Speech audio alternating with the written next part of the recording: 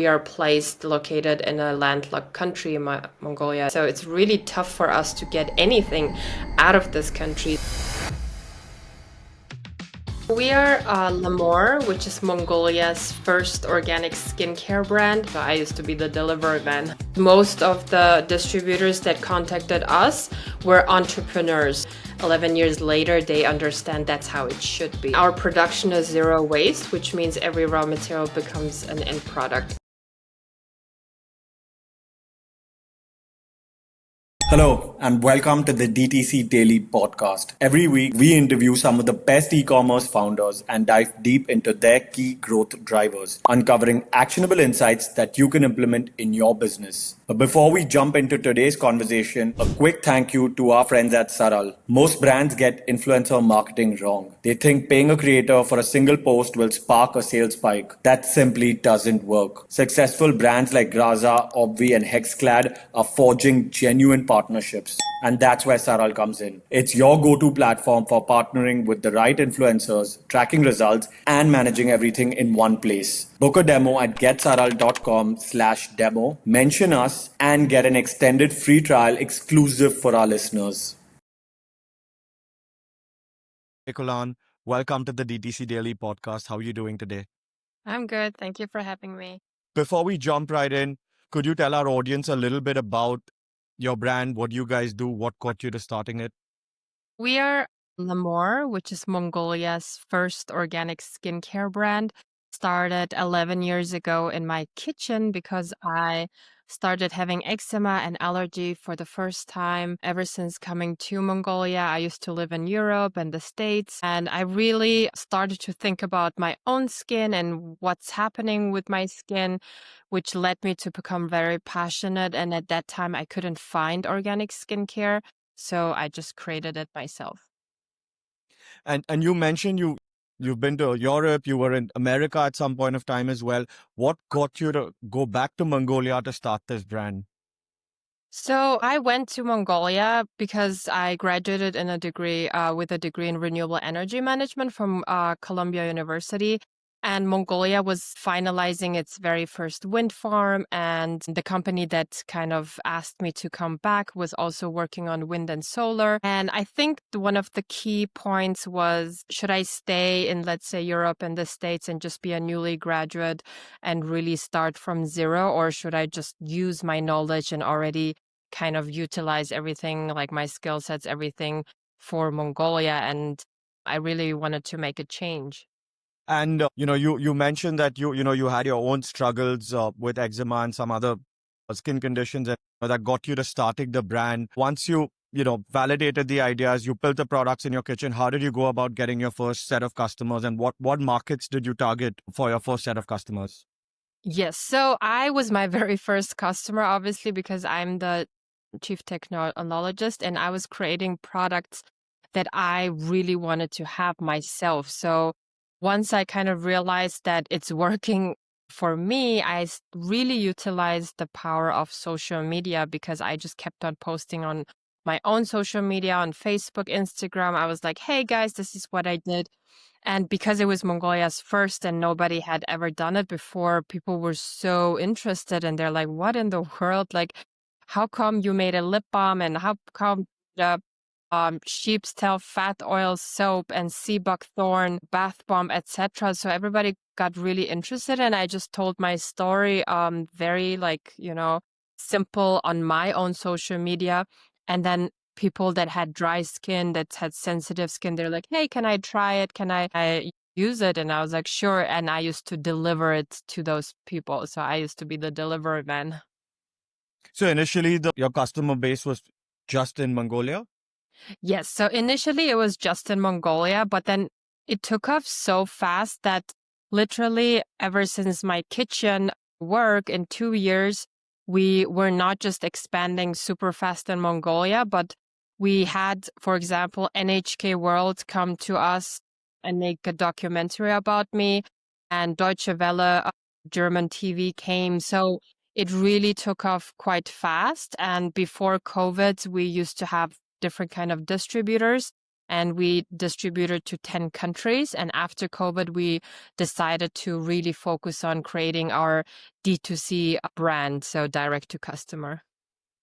So I want to go a little deeper into this, right? So what were the initial steps? How did you take the brand global? So our story is a bit unique because we did not explicitly search for distributors, but all our distributors, those 10 distributors, they all came to us because they also had a various kind of skin condition. For example, our very first export market in 2016 was Hong Kong, and the son of the person that wanted to be our distributor had eczema, and after searching for a bunch of products, they used our product and it worked really well. The person, for example, in India, she was a very young girl actually, and she always kind of was driven to do good, but then wanted to do business, and she kind of didn't know how to balance it. And because we are more of a social impact business, she was like, hey, why don't I become your distributor? Then I can sell natural skincare products, but also do good with the sales. So she used to collaborate with, NGOs, etc., and create impact in her own area. So I think it was really fascinating because most of the distributors that contacted us were entrepreneurs. So they're not like big companies. They're just people that really believed in our vision. And once you managed to get the distribution, was it easy to get the sales? We used to have an agreement with the distributors that we don't do any marketing. So because they're our distributors, they're able to get the products for, distribution prices, wholesale prices, export prices. So it was much easier for the distributor and for us. We did not do any marketing and we didn't really do any kind of activation, which I mean has both good sides and bad sides. So the good side was that we didn't really have to do anything. But then the downside was that the distributor just did whatever they want. So for example, our brand is very minimal. It's very like white and light, and we don't really have much colors. But then, for example, our Singapore distributor used to make it like all golden and red, and they just didn't really do it according to what we wanted to do. So literally after we switched to our direct to consumer model, it was exactly the opposite. Obviously, we had to do much more marketing, but then we could control the brand. At what point did you decide that, hey, we need to take this over ourselves and, we need to start promoting our own brand? So I think COVID was a very kind of crucial point where it gave us a moment to kind of step back because we had all these issues with import, export, distribution, all our challenges that comes up with global logistics. And during COVID, we really kind of thought about, okay, what's our vision? And essentially part of the vision is to create a Mongolian brand. And creating a brand, obviously, because we were like, I started in the kitchen, we had to figure out what it means for us. So during COVID, we really created the brand book. We really created the social media guidelines, what we want, what's the tone, etc. So I think it was a good time for us to kind of step back and then think about our fundamentals. And once we kind of had that, we wanted to really do more direct to customers. After COVID, we established the company in the US, and then now we have a warehouse in LA and Singapore. So whenever we get an order on our website, Lhamour.com, we can then automatically kind of just fulfill it to anywhere in the world. And looking back at your journey, what would you say has been one of the single largest growth drivers for the business? I think one of the keys has been our kind of fundamental vision. So our fundamental vision is not just creating skincare that helps people's skins and skin problems, but also really through the brand, share like philosophies, philosophy of loving yourself, of loving others, also sustainability, environmental friendliness. So I have been, for example, speaking a lot, like I've been invited as a speaker a lot regarding sustainability, regarding, trying to really create social impact. So I think because we are more of the social impact driven company, since 11 years, I think a lot of the, global world just sees that that's how it should be. So 11 years ago, it used to be very, I would say, like new, and like people didn't really understand it. But then 11 years later, they understand that's how it should be. So I think that has really been like helping us a lot in terms of getting global recognition, global customers. Could you walk us through the social impact angle a little more, and could you go a little more in depth on how it kind of guides your marketing or some of your other strategies? What are some of the activities that you do as a brand on the social impact front that people see? Yeah.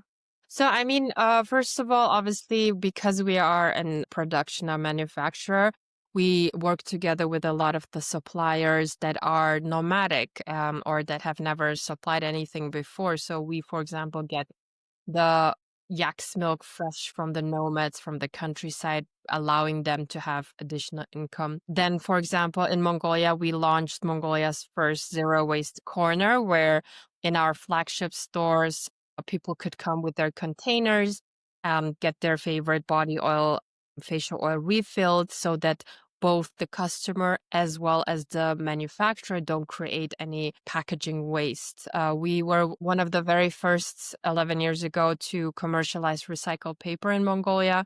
And our production is zero waste, which means every raw material becomes an end product. We also try to really focus on, because natural skincare really focuses on like, be healthy, have good skin, which makes you confident. So we really try to also help people in terms of loving yourself, and taking care of yourself mentally as well as physically. So we really try to, obviously, in a world nowadays that's so globalized, that's so, I would say, computerized, like so many things happening all at once, that we kind of tend to forget what it means to love yourself. And that doesn't only, align with women, it's also for men. It's just literally everybody. Mental health is such a big problem these days. So we really try to go through our brand, really create this love yourself philosophy and also loving others. So we, for example, we created women entrepreneurship events for thousands and thousands of people. I used to teach finding your passion for teenagers, and we also help a lot of children regarding, how to recycle, what does it mean, environmentally friendliness. And currently we're also planting trees. So that's kind of like, we do a lot of things that are kind of holistic to us. A lot of these things you mentioned, I'm guessing, are very localized, right? For example, some of the zero waste stuff you mentioned, which is an in-store activation that happens, at your store in Mongolia. Some of the other things like planting seeds, they're very localized. So how do you take this across countries, and, how do you, make that actually impact the brand worldwide? Because I'm guessing a lot of this would also be just picked up by the local media and not international media that much. So what is done from your end to make sure that everyone's seeing this impact?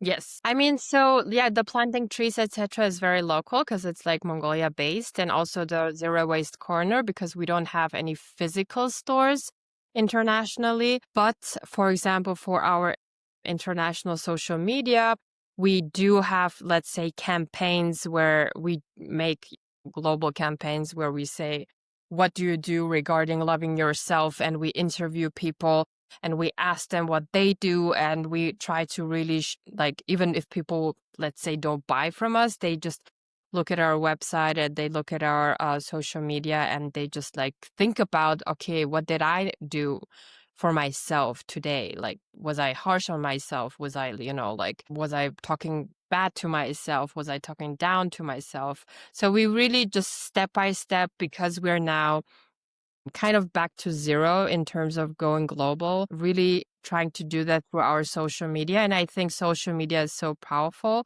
And yeah, that's how we are starting. So hopefully once we have more of physical locations, we can also then start with a lot of the things that we do in Mongolia. And when it comes to, marketing a global brand like yours, especially a skincare self-help kind of a brand, how do you manage, because every country has their own culture and own cultural context. And when you're marketing with one international brand page, how do you kind of keep all the cultures and, everyone in mind when you're, marketing your products? Yes. So that's why it used to be quite tough when we used to have distributors, because we had like tens of pages and then every single one was a bit different because of the different kind of cultural, like specific identities that we had to kind of cater to. But now we really try to focus more on our customer and who's our persona. So we don't try to sell to anybody. We just try to sell to our persona, which is a person that has sensitive skin, dry skin, that, you know, tries a lot of stuff, but is a bit cautious, that doesn't go according to the trend, that kind of educates themselves a bit more, that kind of researches a bit more. So we kind of cater exactly to our persona. And then it kind of doesn't like matter where that person is from, as long as that marketing ad hits that spot, of what the persona needs. So we're really focusing on trying to sell to our specific persona. And we're now creating ads and just testing out different locations. Currently, our main market is the US. We're now seeing a lot of traction from Europe as well. I was just a keynote speaker for the World Chamber Congress in Melbourne, Australia. So we actually got a lot of requests from Australia as well. So yeah, I think because now, especially people living in the cities, etc., so many people have allergies, sensitive skin, dry skin, and it's getting an increasing problem. So we do see a huge trend of, like people now searching for organic skincare and really understanding the value of healthy, natural skincare. And when it comes to, say, performance marketing, for example, are you running country-specific campaigns, or are they, certain campaigns that are just targeting all the locations? Your ad creatives also that are they country-specific? Are they culture-specific? Or they, again, as you mentioned, they kind of speak to the same person? So they speak to the same person, but we're doing it now location by location. So because we finalized our warehouse in LA, we started kind of with the US, and I mean, we were on Forbes and a bunch of US magazines. So we do have a lot of interest from the US. And then now we're just starting with different kind of locations. So yeah, we're just testing and trialing and making sure that we get all the different angles. And for some of the brands that actually listen to this podcast, could you give some advice on, taking your brand global? What would be the top 3 piece of advice you could give them? Yes, so I believe that obviously vision is like the key. If you don't have your vision intact, then it gets really tough. I mean, like everybody obviously wants to become global, but then your problems become global and they're huge, so you have to make sure that everything is kind of aligned and you're on track, whatever challenges arise. Then the second one I would say is so again, that was kind of the mistake I made. So because in Mongolia we have stores and we have like, our production, we have a lot of products. So I thought that I could literally just duplicate that. But I realized that once you want to take it global, if you are a brand like us that has many products, really just focus on your like key ones. So I downsized it to like 10, and now I'm thinking of even downsizing it to 5, because it's really important to kind of just focus. And I think it took me like 2 years to realize that. And now I'm really just focusing again on the persona. Who is our persona? And really trying to target that persona in each of the countries. So I think a lot of the people try to just sell to anybody and they're very happy, which was my case. I used to sell to anybody just because I'm happy about one sale. But now I'm doing it really according to our persona, our specific customer, what are their specific needs, what are their specific problems, and how do I target that. So I think it's really important to also focus on that. And looking back at your journey, what would you say have been some of the mistakes that you feel you've made that someone else can avoid? Yes, so exactly that's so we really try to sell everything to everybody just because we didn't know let's say in the US, which one is going to sell, or in Europe or in Australia. But then once we started to really focus and then made sure that our message is correct when it comes to the ads, then we started to really, get our customers. And with us, obviously, we're a skincare brand. A lot of the people, once they buy our products, they kind of just buy it again and again if it really works for them. So it's really important for us to find that person. And it took us forever. I really thought initially, I'm so happy if just anybody buys it, which obviously was not the case. And again, like we rushed a lot of things. We had, products, like a warehouse full of like 70 products, each SKU, like, I don't know, so many. And I was just assuming it's going to be so easy. But then it wasn't the case. And also with retailers, we used to work with a lot of retailers.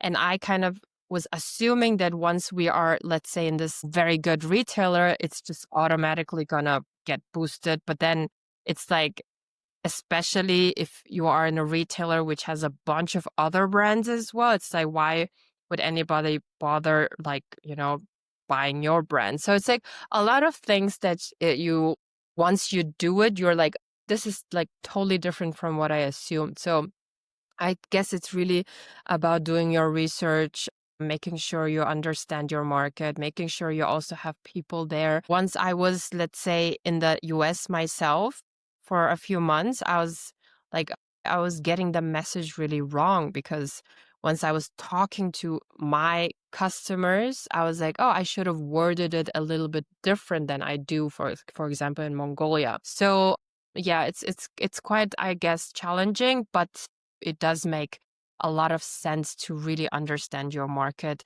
to understand who's your customer and persona. I would always say focus on your persona. If it's, let's say, in the States, who is your persona in the States? What do they use? What do they read? Like, where do they go? Like, and what kind of words would they be attracted to? And once you kind of get that, I mean, meta ads do wonders. We are now focusing purely on social media and it works fine. So I think once you kind of understand your messaging, it's fine. And are there any other challenges that someone should kind of know about? Anything on the operation side, logistics side that someone should know about when selling globally? I mean, logistics obviously is very tough. I mean, we used to have, again, because we had 10 distributors, it used to be so difficult for us because sending to 10 countries was just such a like hassle. But now that we have 2 warehouses and we're doing direct to customer ourselves, it actually kind of eliminated those problems. And it really gave us the chance to focus on sending it to those 2 warehouses that then can send it to the rest of the world. Because I mean, we are located in a landlocked country. Mongolia is a sandwich between Russia and China. So it's really tough for us to get anything out of this country. So I had to be extra, extra smart about this whole logistics thing, because we don't export to a lot of countries. So when we, for example, exported to India, or when we exported to Singapore or Taiwan, it was like we were one of the only brands that were exporting. So the logistics issue became such a headache to me that I think with the D2C model has been solved quite fairly. And I think nowadays it has changed also a lot in terms of challenges I used to have 11 years ago, especially with international transactions and etc. Now it's becoming much more easier with all like the different kind of service providers, etc., with different kind of platforms. And especially because I'm from a country where it's almost impossible to export from, it's really important to understand and mitigate kind of those risks. So by having a company in the US, a warehouse in LA, a warehouse in Singapore, we're now able to easily do kind of international business. And from these 2 warehouses, how many locations have you covered? Like, how many countries are covered just from these 2 locations? So anywhere in Asia, we have a lot of countries in Europe, US mainly. I would say almost countries other than Africa were covered from both of the warehouses.